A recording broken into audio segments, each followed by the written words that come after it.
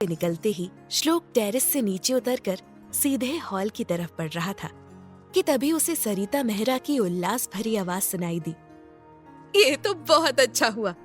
Mister Praful की बेटी ईशा काफी सुंदर है। मैंने उसे मिसेस जया की पार्टी में देखा था। पार्टी में आई हर औरतों की नजर उसके ऊपर ही टिकी थी और वो बहाने से मिसेस प्रफुल्ल के सामने अपने अपने बेटों की शादी प्रपोजल की बात छेड़ रहे थे। अब मैं भी वक्त आने पर अपने सोशल ग्रुप के दोस्तों को दिखाऊंगी कि मेरे जिस बेटे की शादी की वो झूठी चिंता जताती थी, उसके लिए चांद सी बहू मैं घर लेकर आई हूँ। सरिता वर्मा ने इतराते हुए ये बात बोली थी। अब तो तुम्हारे मन की इच्छा पूरी हो रही है। हर्षवर्धन वर्मा ने मुस्कुराते हुए सरिता से कहा। श्लोक के लिए ये बहुत अच्छा मौका है। एक बार वो मिस्टर प्रफुल्ल का दामाद बन जाए, फिर मेहरा इंडस्ट्रियलिस्ट ग्रुप के टक्कर की एक इंडस्ट्री भी मुंबई में नहीं दिखेगी।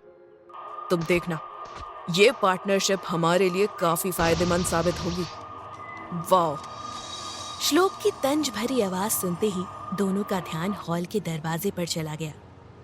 श्लोक दोनों हाथों से ताली पीटते हुए हॉल में दाखिल होते हुए बोला, क्या खूब प्लानिंग की है आप दोनों ने।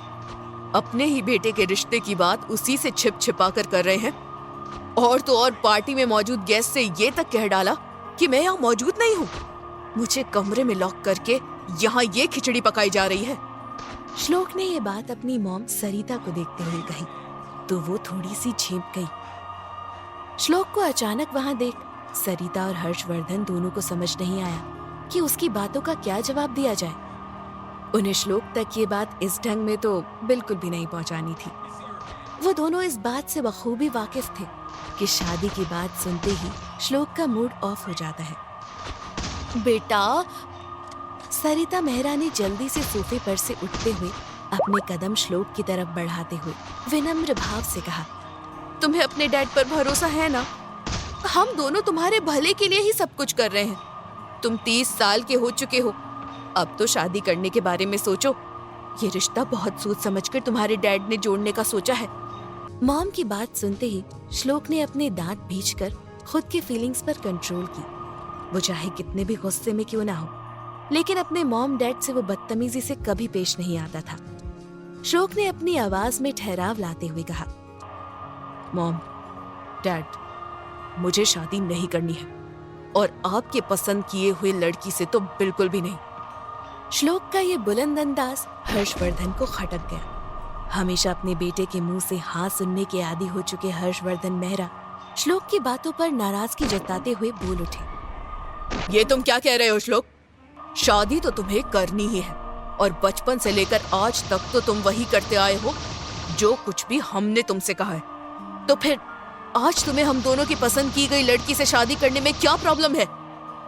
प्रॉब्लम? श्लोक ने जैसे बेयकीनी से कहा, मॉम डैड, आप दोनों मेरा रिश्ता नहीं कर रहे हैं बल्कि सौदा कर रहे हैं। अरे, जिस लड़की को मैंने देखा नहीं, जानता नहीं, उसे कैसे हाँ बोल दूं? वो भी सिर्फ इसलिए क्योंकि मॉम को वो लड़की पहले से पसंद है। और डैड, आपके बिजनेस को अच्छी पार्टनरशिप मिल जाएगी। मेरी खुशियों का क्या? आपने ये कभी सोचा है कि आपके बेटे को किस चीज से खुशी मिलती है? श्लोक का यूं जवाब देना हर्षवर्धन मेहरा को पसंद नहीं आया। उन्होंने थोड़े भड़कते हुए अंदाज में कहा, तुम तो ऐसे बात कर रहे हो जैसे हमने तुम्हें कभी भी किसी चीज को करने से मना किया हो। बचपन से लेकर आज तक तुम इतने ऐशो आराम से पले हो, कभी तुम्हें किसी भी बात की तकलीफ नहीं होने दी, हमेशा तुम्हें बेस्ट दिया, और तुम कह रहे हो कि तुम्हारी खुशियों की परवाह नहीं है हमें। हर्षवर्धन के गुस्से और श्लोक के तेवर देख सरिता ने बाप बेटे के बीच बहस छिड़ने से पहले ही कहा, आप दोनों शांत हो जाइए। और श्लोक, हम तुम्हारे माँ बाप हैं, तुम्हारी खुशियों की चिंता हमें भी है। हम दोनों तुम्हारे भले के लिए सब कुछ कर रहे हैं। Oh really? श्लोक की आवाज अचानक से भर्रा उठी। मेरी खुशियां? सॉरी टू इन्फॉर्म, लेकिन मॉम डैड, आज तक आप दोनों ने मेरी खुशियों के लिए कुछ भी नहीं किया है। बचपन से लेकर आज तक आप लोगों के डिसीजन फॉलो करता रहा हूँ। धूप में ज्यादा खेलने से मेरी सांवली रंगत और न दब जाए, उसके लिए मॉम ने मेरी एक्स्ट्रा स्पोर्ट्स क्लासेस बंद करवा दी, ये जानते हुए भी कि मुझे फुटबॉल खेलना कितना पसंद था। मुझे गिटार की धुन पसंद थी। जब उसे सीखने की बात की तो डैड ने मेरे लिए अकाउंटेंट की एक्स्ट्रा क्लासेस लगवा दी ताकि कॉलेज के पूरा होते ही मैं डैड का बिजनेस संभाल लूं। कॉलेज के फर्स्ट या थर्ड आर्टिस्ट के लिए ऑडिशन देना चाहा तो मुझसे ये कहा गया कि मैं फॉरेन यूनिवर्सिटी में डबल मास्टर्स के लिए एंट्रेंस की तैयारी शुरू कर दूं। जब कॉलेज का हेड बॉय बनने का मौका मिला तो डैड ने ये कहकर बात टाल दी कि मेरी पढ़ाई पर इफेक्ट पड़ेगा। ज्यादा दोस्ती करके टाइम वेस्ट करने से मना किया गया। हर वो चीज जिसमें मुझे खुशी हासिल होती है मुझसे दूर कर दी गई। और अब जबकि मैं इस काबिल हो गया हूँ कि मैं अपनी जिंदगी के फैसले खुद ले सकूं, तो आप दोनों फिर से मुझे अपने हाथों की कठपुतली बनाना चाहते हैं। श्लोक की आवाज बोलते हुए तेज हो चुकी थी। हर्षवर्धन मेहरा के लिए श्लोक का ये अंदाज बिल्कुल ही निराला था। लंदन जाने से पहले जो उनका बेटा उनके सामने आंखें तक नहीं उठा पाता था, आज उसके अंदर इतना आत्मविश्वास भर चुका था कि वो आंखों में आंखें डालकर उनके सामने अपनी बात रख रहा था। वो श्लोक के मुंह से हाँ सुनने की इतने आदी हो चुके थे कि आज श्लोक का उनके फैसले पर रोकना उनके अहंकार को ठेस पहुंचा रहा था। हर्षवर्धन ने ठंडे लहजे में पूछा, अगर ईशा से शादी नहीं करनी है तो फिर किससे करोगे? उसी लड़की से जो मुझसे सच्चा प्यार करेगी। श्लोक ने सपाट लहजे में कहा तो हर्षवर्धन मेहरा की भवें तन गई। कोई प्यार व्यार नहीं होता है। हर्षवर्धन मेहरा ने झल्ला कर कहा, श्लोक बी प्रैक्टिकल, तुम्हारी शादी हम सही लड़की से करेंगे। ये प्यार के चक्कर में पड़कर तुम अपनी लाइफ बर्बाद कर लोगे। एटलीस्ट आप लोगों को ब्लेम तो नहीं करूंगा। श्लोक ने भी ऊंची आवाज में कहा, अपनी खुशियों की रिस्पॉन्सिबिलिटी अब मैं खुद ले सकता हूँ।